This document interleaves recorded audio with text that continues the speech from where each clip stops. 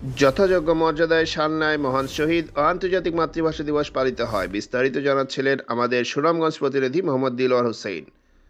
সুনামগঞ্জের সালনায় যথাযোগ্য মর্যাদা ও ভাবগম্ভীর্যের মধ্য দিয়ে মহান শহীদ দিবস ও আন্তর্জাতিক মাতৃভাষা দিবস পালিত হয়েছে। উপজেলা প্রশাসনের আয়োজনে রাত 12টা 1 মিনিটে নবনির্মিত শহীদ মিনারের পুষ্পস্তবক অর্পণের মাধ্যমে ভাষা শহীদদের প্রতি শ্রদ্ধা নিবেদন করা হয়।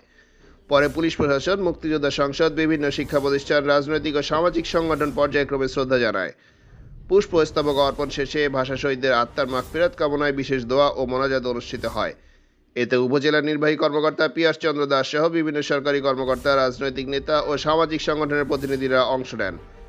দিবসের দ্বিতীয় পর্বে বর্ণাঢ্য র্যালি, আলোচনা সভা, ক্রীড়া ও সাংস্কৃতিক অনুষ্ঠানের আয়োজন করা হয়। দিনব্যাপী এসব কর্মসূচির মধ্য দিয়ে মহান শহীদ দিবসের অনুষ্ঠানমালা শেষ হয়।